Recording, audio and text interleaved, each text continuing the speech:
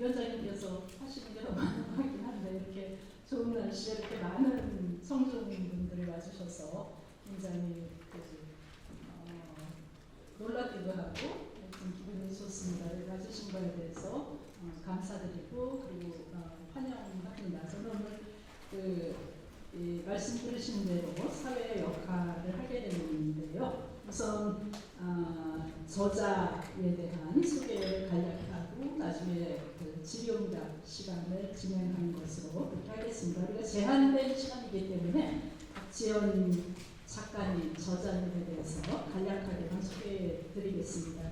박 작가님은 서울예대 영화과를 졸업을 하셨어요. 그리고 이제 주로 많이 하신 작업이 제가 자료를 보니까 방송 쪽에서 다큐 작업을 많이 하셨습니다. 그래서 그 다큐멘터리 3일, 저도 이건 본 적이 있는 것 같아요. 그래서 인류학 하는 입장에서 정말 저분들은 극단적인 인류학적 작업을 하고 계시는구나 이제 그런 생각도 한 적이 있었는데 그걸 포함해서 비리의 아버지, 그 다음에 무한도전 토토가 이것도 저도 본 것 같아요. 그리고 어쩌다 사장, 조인성 나오는 그런 거였죠. 그래서 그거는 제가 텔레비전을 너무 많이 보나 봅니다. 그 다음에 이제 요즘 굉장히 핫한 것으로 알고 있는 뉴키즈 온 더 블락의 이제 여러 형태로 주로 VJ 역할로다가 참여를 하셨습니다. 그래서 오늘 이렇게 성들이 많이 모이신 게 이런 박 작가님이 주도하신 여러 가지 프로그램들의 영향력 때문이라고 생각합니다. 그리고 이제 저서로 오늘 저희가 저자를 모신 참 괜찮은 회로라는 저서를 내셨고 그게 반응이 굉장히 좋은 걸로 알고 있습니다. 저도 구입을 했습니다. 그리고 기타 다큐 작업이나 뭐 광고, 그 다음에 뮤직비디오 작업도 하셨고요. 2020년에는 백상예술대상 예술상의 예술상 부문의 후보가 되시기도 하셨습니다. 그래서 뭐 그 정도로다가 간략히 소개 말씀드리고 바로 박 작가님 모셔서 일단 강연을 30분 내지 40분 듣고 질의응답하는 거를 그렇게 진행하겠습니다. 부탁드립니다. 우선 박수로 환영해 주시죠. 안녕하세요.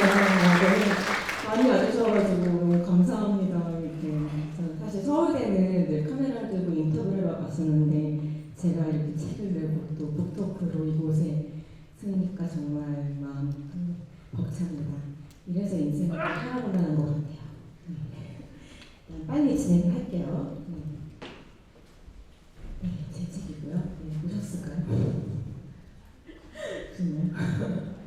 네, 저는 KBS 다큐3일에서 12년 동안 VJ로 일을 해왔어요. 그리고 TVN의 유키즈 온 더 블락에서는 다큐멘터리 디렉터로 일을 해왔습니다. 그래서 여러분들과 나눌 이야기들을 이 챕터 4개로 정리해봤고요. 첫 번째는 나 자신과의 관계에 대한 이야기를 준비했습니다. 제가 다큐3일로 경복궁을 촬영한 적이 있습니다. 이게 보신 분이 계실까요? 3일 동안 정말 다양한 분들 만날 수 있었어요. 문화예술사분들, 또 학생, 관광객분들, 많은 분들이 있었는데 유독 제 마음에 남아있는 분들이 계세요. 그럼 영상을 한번 같이 볼게요. 마음이 너덜거릴 조짐이 보이면 우선 자기 내면의 아이를 대접해 줘야 한다. 어제 저녁 식사 후에 딸기 한 대접 먹이고 11시전에 재웠더니 상태가 많이 좋아짐. 이렇게요. 그래서 여러분들도 이 강연 끝나고 가는 길에 내면의 아이하고 좀 대화를 해보시고 필요한 것들을 대접해주는 그런 하루가 되기를 바라겠습니다. 다음은 이것도 참 쉽지 않은 관계죠. 가족과의 관계에 대한 이야기를 준비했어요. 제가 다큐자빌로 전어잡이배를 탄 적이 있습니다. 근데 전어잡이배는 보통 생각하는 그런 큰 배가 아니고요. 두세 명이 간신히 탈 수 있는 그런 조도 보트예요. 그래서 인건비 문제를 해서 부부가 보통 조업을 나섰는데요. 왜 보통 부부가 되거나 또는 한 끼를 같이 걸어가는 동반자를 일컬어서 우리 한 배를 탔다 이런 말을 쓰잖아요. 저는 그 다큐사를 전어잡이 배를 취재하면서 한 배를 탄 사람끼리 어떤 마음가짐으로 지내에 따라서 이렇게 달라질 수 있구나라는 거를 느낄 수 있었어요.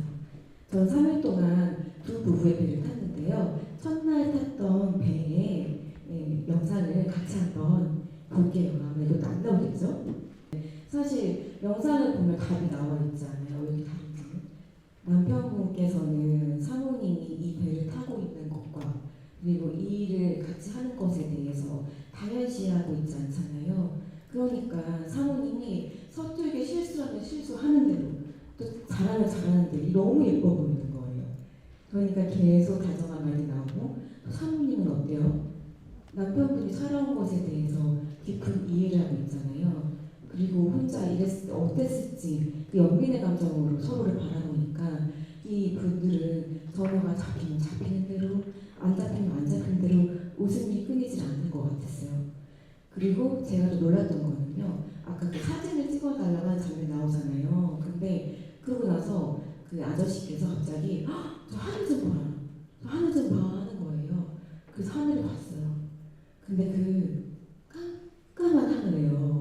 별이 쏟아질 것처럼 가득한 거예요. 근데 사실 살면서 그런 먼 바다에 하늘은 별들로 가득하고 또 우리 셋만 있는 그 좁은 보트에 또 너무 행복하게 그 별을 바라보고 있는 부부와 함께 있는 순간 사실 만나기 쉬운 순간이 아니잖아요. 너무 벅차더라고요. 근데 제가 신기했던 건 왜 내가 어제는 이 하늘을 올려다볼 생각을 못했을까? 어제도 분명히 별들이 있었을 텐데 내가 왜 어제는 이 별들을 놓쳤을까? 그래서 같이 하고 있는 사람과의 시간이 어떤지에 따라서 이런 순간을 놓치지 않고 누릴 수 있겠구나. 이 부부는 이 밤하늘 별도 놓치지 않을 것이고 아까처럼 해가 뜨는 순간, 해가 지는 순간도 놓치지 않겠구나.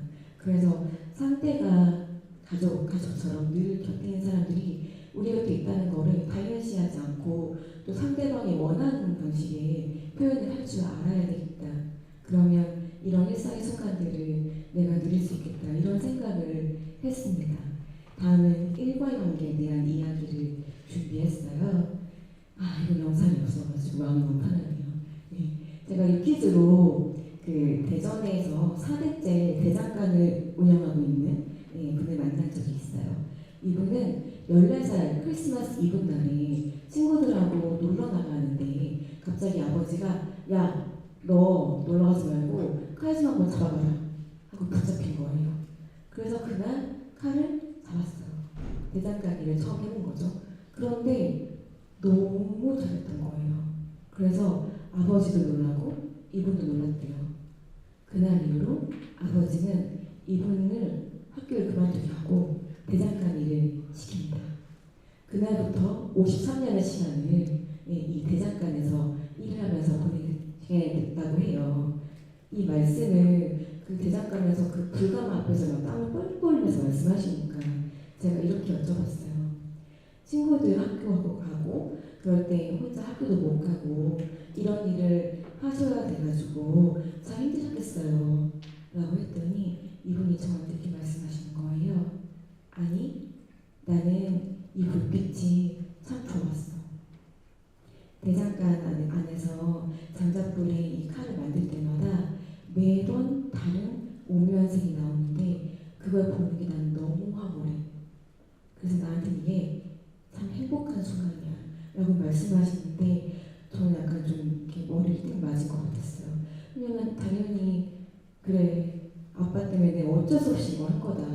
이제 와서 다른 일 할 수 없으니까 그냥 하는 거다. 이런 불평이 나올 줄 알았거든요. 근데 아니래요. 이게 이분의 삶의 기쁨이라는 거예요. 근데 제가 비슷한 감정을 또 느낀 적이 있는데요. 제가 다큐자멜로 부산에 선박수리조선소를 출연한 적이 있어요. 선박수리조선소는 큰 배들의 종합병원 같은 곳인데요. 제가 갔을 때에도 3,500톤의 배를 고쳐주고 있었습니다. 근데 워낙 큰 배니까 이 배 안을 찍으러 올라가는데 벌써 지치더라고요. 그래서 한참 올라간 뒤에 드디어 안으로 들어가게 됐습니다. 근데 배가 멀쩡한 배가 아니잖아요. 수리하려고 고치는 중이니까 막 여기저기 철제물들 쌓여있고 막 기름은 다 묻어있고 그리고 그 용접 불꽃이 막 갑자기 튀어나오고 또 시끄러운 불 쏘듯한 기계음 그리고 또 전선줄은 막 여기저기 튀어나와 있고 그래서 내가 1도 1이지만 내가 진짜 이렇게 내려가다가 기름에 미끄러지려고 하면 어떡하지? 용접불꽃이 나한테 갑자기 오면 어떡하지? 그래서 제발 무사히 나가해달라고 기도를 드리면서 한참을 내려왔습니다. 그렇게 내려간 끝에 제가 이분을 만나게 됐어요. 이분은 60대 용접공이었어요. 이 일을 하신 지가 40년이 됐대요. 근데 이때가 정말 뜨거운 여름날이었거든요. 근데 그때가 뜨거운 여름날에 온몸을 작업복을 뒤덮고 있고 그리고 뜨거운 용접불꽃을 쓰니까 이분의 얼굴과 몸이 땀으로 뒤범벅이 되어 있었어요. 그렇게 한참을 용접을 하시고 나서 목이 마르셨는지 바닥에 있는 생수를 다 집으려고 일을 멈추셨어요. 그래서 제가 힘드시죠? 라고 했더니 이분이 저한테 활짝 웃으면서 내가 이 일을 한 게 40년이 넘는다. 근데 이 손으로 셀 수 없이 많은 배를 고쳤다. 그런데 그 배가 잘 고쳐진 배가 넓은 바다 나가는 걸 볼 때마다 그렇게 기쁠 수가 없다. 이러면서 그 물을 벌컥벌컥 드시는 거예요. 근데 그 모습 제가 그래서 보는데 그래 저런 마음가짐으로 저렇게 땀 흘린 다음에 절실할 때 먹는 저 물맛이 얼마나 달까? 나는 저런 단맛을 느껴본 적이 있나? 저 단맛도 못 느껴본 내가 어떻게 저분을 동정할 수 있었을까? 저분에게 나는 힘드시도란 말 대신 멋지세요라는 말을 했어야 됐다라고 포기했습니다. 다음은 최근에 만난 분의 이야기예요. 네, 청주동물원의 김정호 수의사님의 이야기인데요. 이분은 청주동물원에서 22년간 일을 해오셨대요. 그래서 이분을 뵙기 전에 저는 공부를 해야 되니까 이분과 관련된 모든 영상을 다 봤어요. 그런데 유독 제 마음에 울림을 준 한 영상이 있었어요. 그건 이따 같이 보실 건데요. 먹보라는 그 사자에 대한 영상이었어요. 먹보는 22살 된 사자예요. 그래서 그 김정호 수의사님이 처음 동물원에 일을 했을 때부터 함께 했던, 그래서 매일 출근할 때마다 가서 인사하고 또 그 아이의 울음소리로 하루를 시작한 그런 아이예요. 그런데 먹보에게도 마지막의 시간이 찾아오고 있었습니다. 온몸에 종양이 퍼진 상태였고요. 그리고 다리 하나는 이미 마비가 되어서 거동이 불편한 상황이었어요. 그래서 그 아이를 지켜보면서 수의사님은 깊은 고민에 빠집니다. 이대로 저희가 마무리를 마지막에 하기에 둔 게 맞을까? 아니면 내가 뭐라도 손쓸 수 있는 게 있지 않을까? 그러니까 마지막 검진 한번 해볼까? 깊은 고민을 하시다가 그래 뭐라도 있을지 몰라 마지막 검진 해보자 라는 결심을 하고 그 먹보를 이제 마취를 해야 되니까 마취총을 들고 그 아이를 찾아갑니다. 그런데 마치 그 먹보를 만나고 나서 바로 마취를 하지 않으시고 한참을 창밖을 보시면서 생각에 잠겨 계셨어요. 그래서 왜 바로 마취 못 하시지? 안 하시지? 어떤 마음이신 건지 의아했습니다. 이렇게 한참의 시간이 지난 다음에 수의사님이 이렇게 말씀하셨어요. 사실 내가 지금 이렇게 마취총을 쏘고 저 아이를 마취시키면 저 아이한테는 이게 마지막 순간이 될 수 있습니다. 그러면 저 아이의 인생의 마지막 순간은 자신한테 해를 가하는, 자신한테 총을 쏘는 내 모습이 되는 겁니다. 저 아이의 생애 마지막 모습이 자신에게 총을 쏘는 내 모습으로 기억된다는 게 정말 고통스럽습니다. 이런 말씀하셨어요. 전 놀랐습니다. 사실 수의사님이란 직업 시작하면 마취를 해야 되면 마취제를 쏘고 또 안락사 시켜야 되면 안락사 시켜야 되는 그런 단순한 생각을 했었는데요. 마취를 하는 한 행동 하나에도 이런 많은 고민과 감정이 오가는구나. 그런데 말씀 들어보니 너무 어려운 일일 것 같은 거예요. 그렇게 수의사님은 마취총을 들고 꾸부려 앉아서 먹보랑 마주보며 좋은 시간을 보냈습니다. 근데 제가 놀랐던 거는 먹보가요, 수의사님 눈을 가만히 바라보고 있는 거예요. 마치 당신의 마음을 내가 알고 있다는 것처럼요. 수의사님도 나중에 여쭤보니까 놀랐대요. 당연히 동물이니까 눈을 피하기 마련인데 그런 적이 처음이었다고 해요. 그렇게 시간을 보낸 다음에 마음을 다잡으셨는지 먹보에게 마취총을 쏘게 됩니다. 그 영상을 제가 또 빨리 찾아볼게요. 아까 눈빛 보셨어요? 좀 신기하잖아요. 이 순간이 저 아이의 마지막 순간이 되었어요. 이 부분. 그래서 나중에 저 수의사님을 제가 뵙고 이렇게 여쭤봤어요. 만약에 천국이란 곳이 있고 그리고 그곳에 당신을 거쳐간 많은 아이들이 그곳에 있다면 그리고 그제서야 당신이 나를 해친 게 아니고 우리를 고쳐주기 위해서였다는 거를 그때서야 알게 됐다면 어떤 말을 듣고 싶냐 여쭤봤더니 그냥 애썼다고, 그리고 당신 때문에 우리가 덜 아플 수 있다, 이 말을 듣는다면 그것만은 다 보상받을 것 같다 이렇게 말씀하시더라고요. 그래서 제가 이 세 분을 만나 뵙고 내가 느낀 거는 사실 이분들을 남들이 보기에는 힘들어 보이고 또 실제로 고통스러운 순간들을 겪고 있을지 몰라도 남들은 모르는 그들만의 기쁨을 갖고 있었어요. 그리고 그래서 그 일을 해나가고 있는 것 같았어요. 네, 여러분들은 어떠세요? 남들 보기에는 똑같은 일을 반복하는 것 같고 그리고 때로 힘들어 보이고 그럴지 몰라도 여러분들만의 어떤 그런 기쁨을 갖고 계신가요? 네, 오늘 가시는 길에 그 기쁨을 다시 한번 되새겨 보기를 바라겠습니다. 이제 마지막으로 준비한 이야기예요. 그래서 타인과 연결된 이야기인데요. 제가 다큐 3일로 편백나무 숲을 촬영한 적이 있습니다. 장성에 있는 이곳은 그 피톤치드가 많이 나오는 곳이니까 현대의학으로는 가망이 없는 그런 말기 암환자분들이 마지막 희망을 걸고 이렇게 오는 그런 곳이었어요. 그래서 박기자님 팀은 특히 이 숲 안에서도 가장 그 피톤치드가 많이 나온다고 알려져 있는, 그래서 많은 암환자분들이 모여있는 그곳을 취재하기로 했습니다. 근데 이 편을 담당하고 있는 PD님께서 저한테는 진짜 너는 여기 말고 조금 더 깊은 곳으로 혼자 가서 거기에서 사람 만나보겠니? 라는 미션을 주셨어요. 그래서 카메라를 들고 혼자 깊은 숲으로 걸어 들어가게 됩니다. 그렇게 한참을 걸어갔는데요. 처음에는 내가 좋은 취재를 만날 수 있을까, 어떤 사람 만날 수 있을까 이런 생각을 갖다가 나중에는 이 시간이 길어지니까 너 이렇게 누구라도 만났으면 좋겠다, 무섭다, 외롭다, 고독하다 이런 생각이 딱 들 때쯤 저쪽 그 나무 사이에서 두 분이 걸어오고 있는 거예요. 그런데 제가 그냥 있는 게 아니고 카메라를 들고 있잖아요. 근데 그분들도 저와 저의 카메라를 반겨주시는 거예요. 그래서 신기했어요.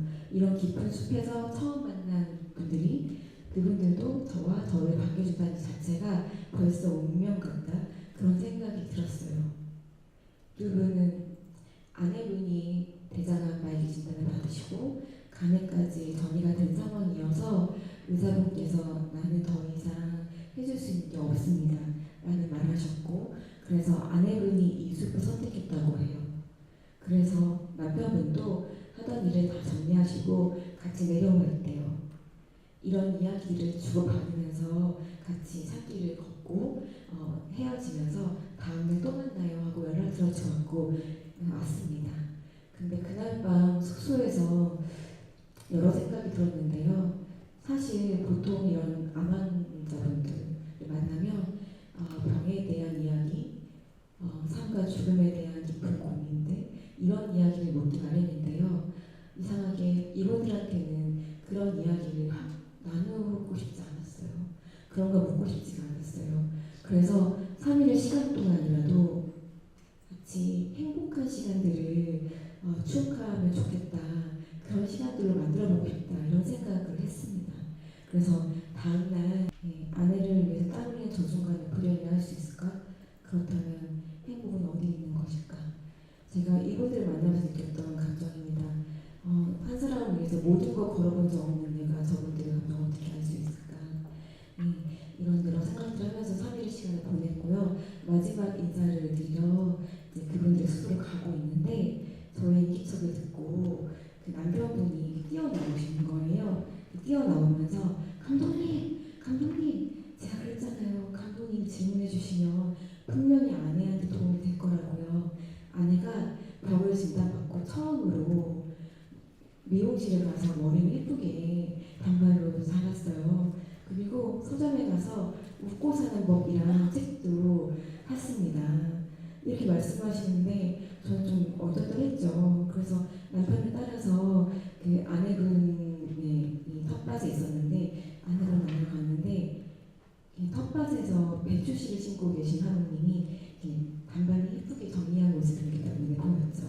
그래서 3일의 시간 동안 그 질문이라는 게 뭐길래 한 사람이 이렇게 다시 세계 의지를 다시 했을까 참 감사하다 이런 마음을 가지고 이별을 하고 저는 다시 서울로 올라와서 다른 다큐사밀로 이어졌습니다. 그런데 이분들이 방송이 끝나고도 저한테 자주 연락을 주셨어요. 걷다가 다리 보이면 다리 찍어서 보내고 또 꽃이 보면 꽃을 찍어서 보내고 언제 오냐 한번 왔으면 좋겠다 보고 싶다 그래서 네 언제 갈게요 했지만 저는 그 다큐사미의 출장이 이어졌기 때문에 이렇게 미뤘죠. 근데 한 번은 그 대구 장성 근처로 촬영을 간 적이 있었어요. 그래서 그때도 이분들이 먼저 저한테 연락을 주셨어요.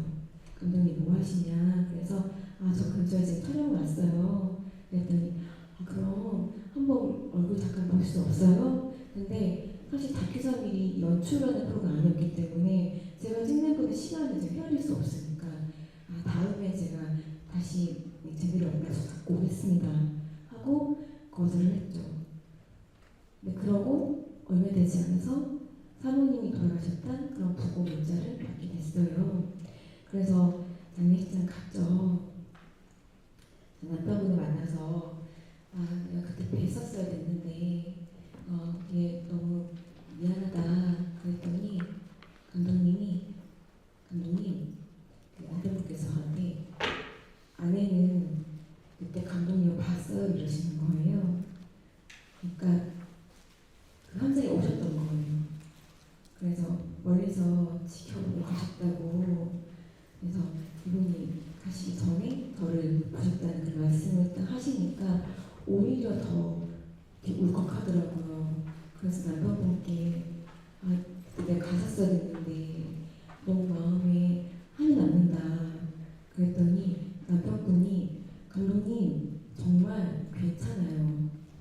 왜냐하면 그 다큐사이 방송이 나가고 나서 정말 많은 분들이 이분의 사랑에 너무 감동을 받아서 이 숲에 찾아왔대요.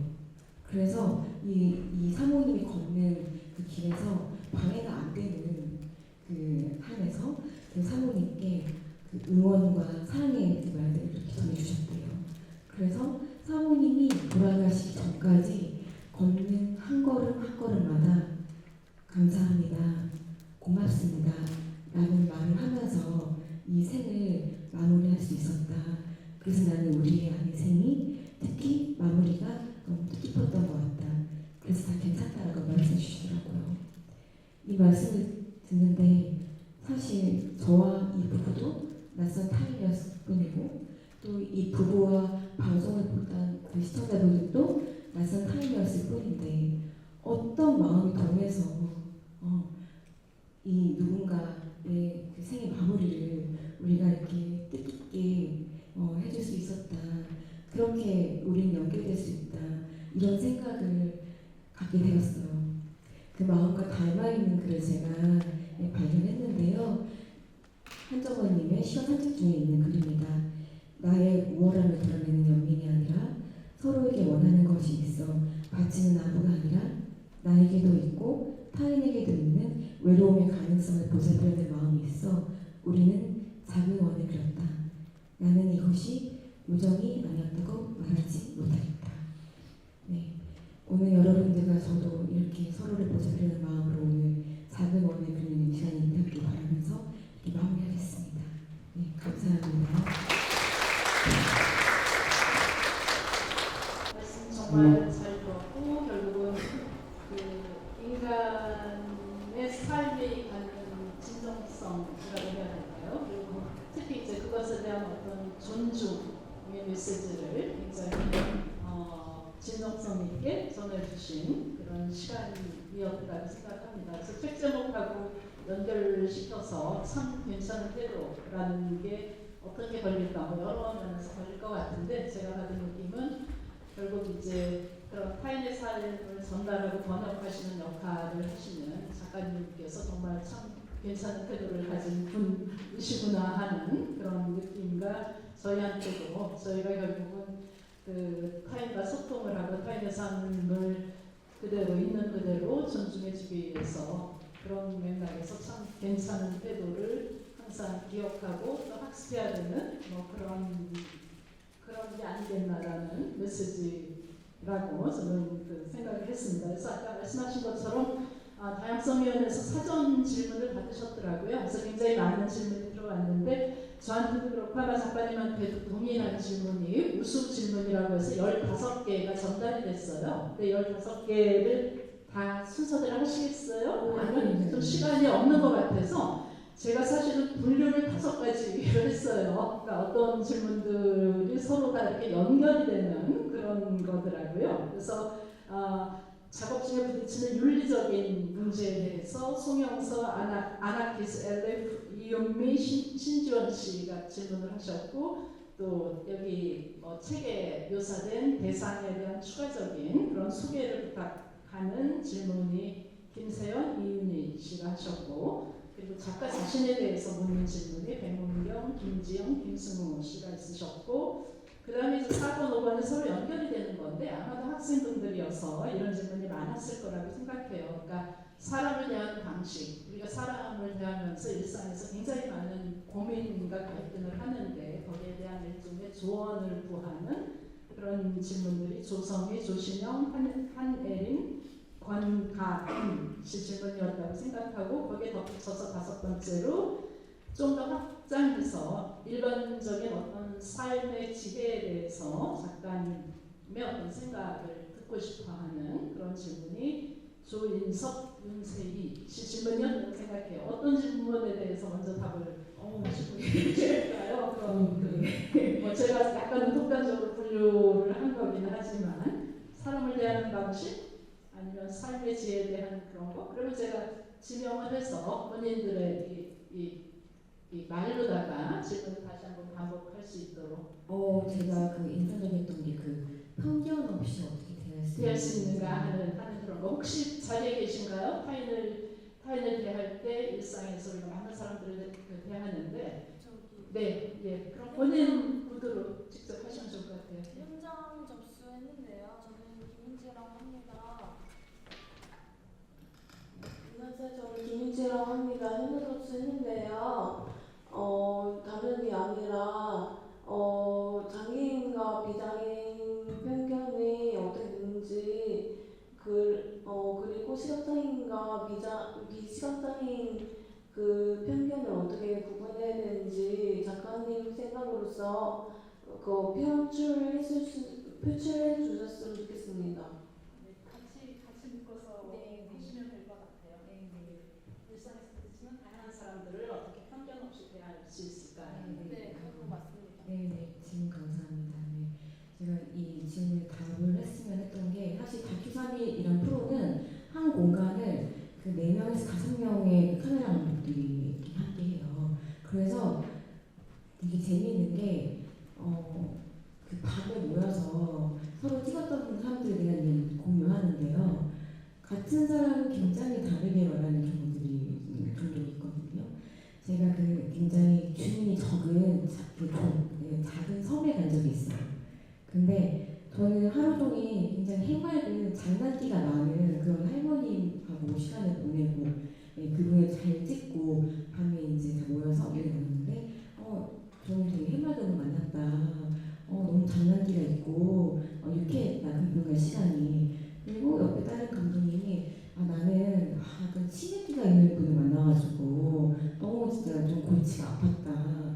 뭐 이야기해도 답도 잘 안 되고 그래서 이분은 더 찍어야 될지 모르겠다 이런 얘기 했는데 나중에 봤더니 같은 분인 거예요. 저 진짜 놀랐어요.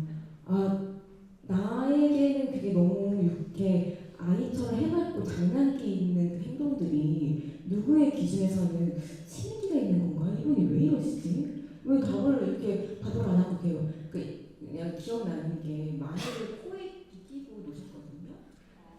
제 책에 나오는. 근데 저 너무너무 진짜 방송에 나왔어요. 너무 사랑스러웠어요. 그리고 그거는 섬에서 놀 것이 없으니까 이렇게 자기 자신들이 장난거리 만들어 노는 그 모습인데 그거를 어떤 분은 치매가 있는 걸로 봤더라고요.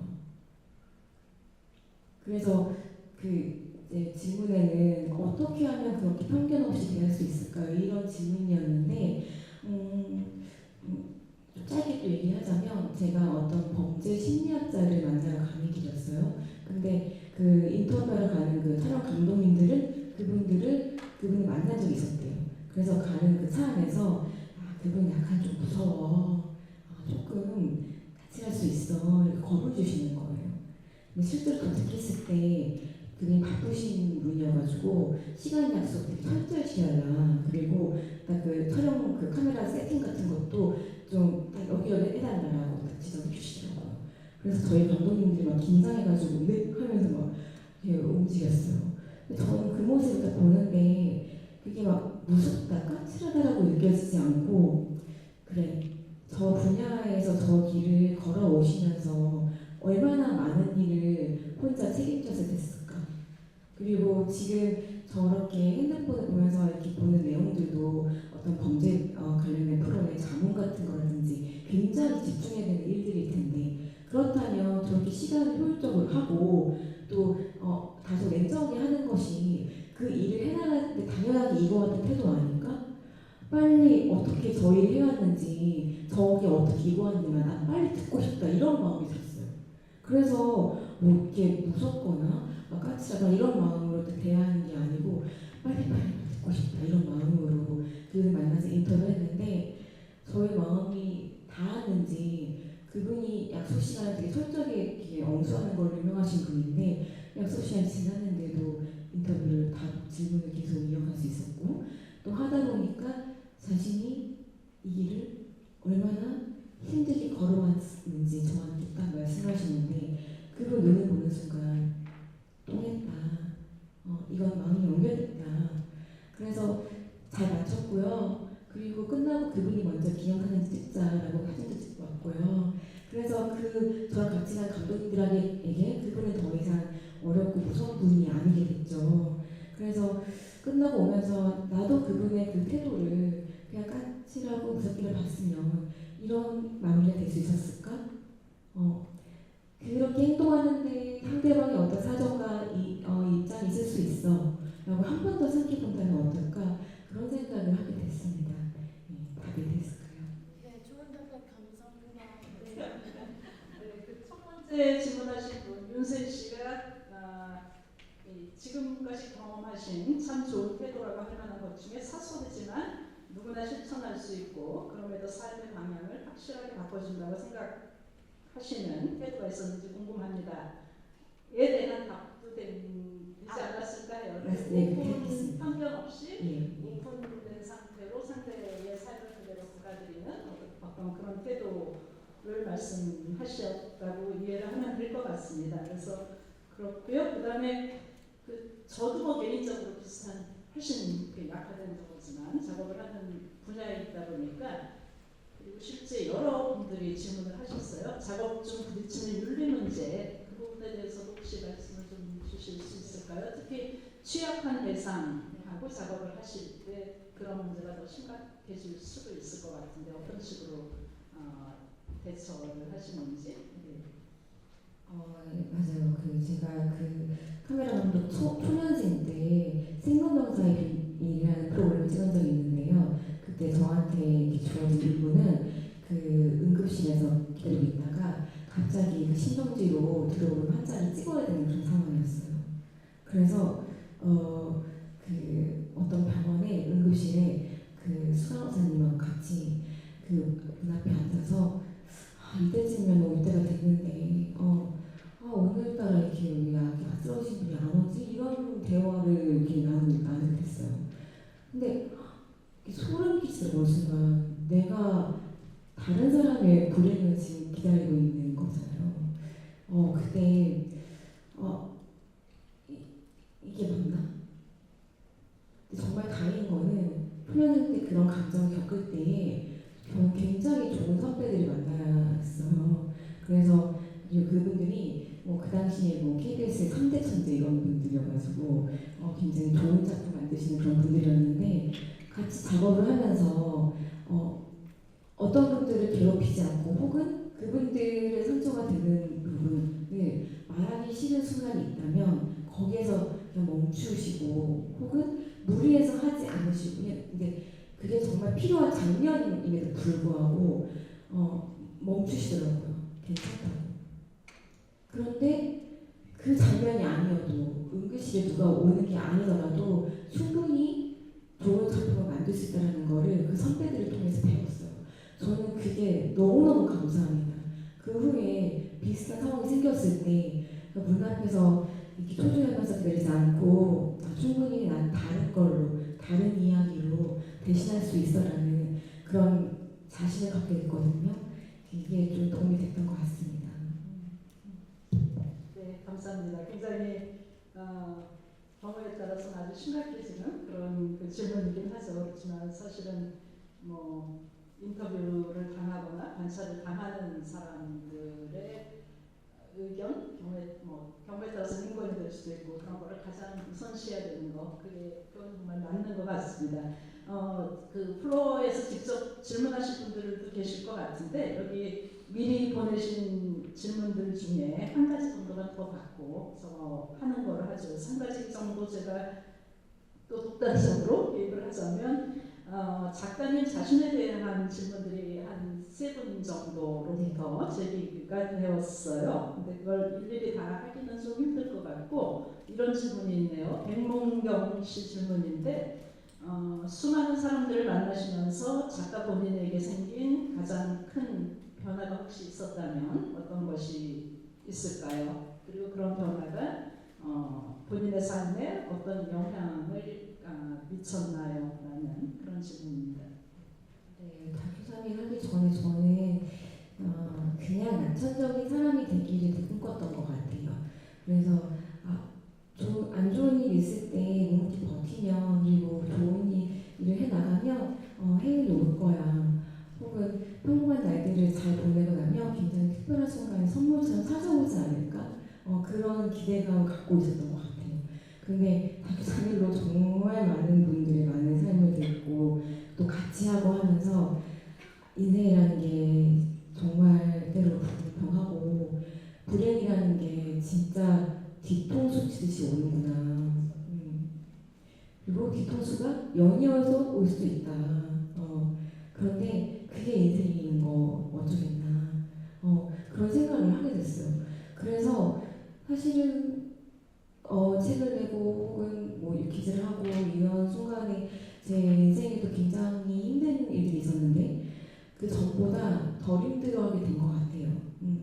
나만 힘든 게 아닌 걸 이제 너무 알아서 덜 엄살 부리게 된 것 같고 그리고 대신 특별한 날을 기다렸던 그런 게 아니고 평범한 하루 예를 들면 오늘도 여기 오는 길에 단풍이 너무 예쁜 거예요. 이런 순간을 내가 누릴 수 있을 때 놓치지 말고 누려야 된다라는 그런 생각을 갖게 됐어요. 그래서 언제 정말 내가 달라졌다 느끼냐면 가끔 이렇게 정말 막 믿는 친구 한둘 만나서 술 한잔 하면서 힘들었던 얘기 털어놓을 수 있잖아요. 그래서 옛날에는 사실 이런 게 있었고 이렇게 했었던 것 같아요. 근데 최근에도 그런 자리를 만들면 힘든 일을 털어놓으려고 하다가도 근데 지금 이렇게 맛있는 음식이 있고 앞에 있고 근데 이게 지나가는 감정을 내가 굳이 지금 끌어올려가지고 되새길 필요가 있을까? 지금 먹는 거에 집중하고 이야기에 집중하는 게 좋지 않을까? 아 그냥 됐다라고 넘길 때 내가 정말 달라졌구나. 쉬운 얘기지만 그렇게 생각이 들어요. 정말 참 괜찮은 분이신 것 같습니다. 특히 여기는 성중 중에 많이 계신 젊은 분들한테 이 메시지가 잘 전달이 되었으면 좋겠어요. 아까 전 여기 부부 얘기라든지 좀 나이 드신 분들 그 화면이 많았는데 보면서 여기 와 계신 20대 분들도 내가 지금 느끼는 거랑 똑같이 느낄까라는 그런 개인적인 맞네요, 맞습니다. 네, 궁금증도 가지게 되었습니다. 저희가 지금 2시 5분인데 프로 질문 한두 개 받으긴 하나요? 네, 가장 먼저 손을 드셨어요. 안녕하세요. 일단 강의 너무 잘 들었습니다. 일상에서 되게 다양한 사람들을 만나면서 제가 궁금한 점도 많고 다른 사람의 인생사를 알고 싶을 때가 있는데 근데 사실 호기심이라는 마음만 앞서게 되면 예의가 없게 다가갈 때가 있을 것 같아요.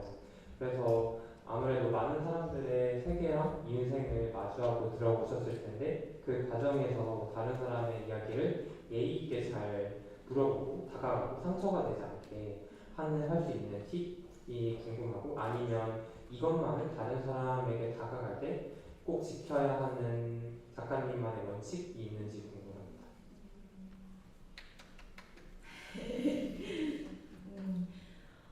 그게 맞아요.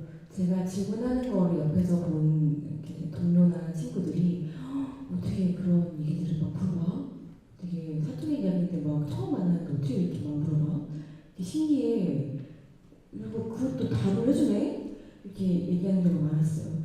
근데 제가 지금 18년째거든요. 근데 제가 통계적으로 봤을 때는 나를 궁금해하는 사람들 정말 궁금해서 묻는 질문을 노래하다고 느끼는 경우가 많지는 않은 것 같아요. 그게 사적일지라도 사실 타인한테 이렇게 관심이 이게 가는 자체가 사실 되게 귀한 일인 것 같거든요. 그 마음이라면 되는 것 같아요. 정말 궁금해요.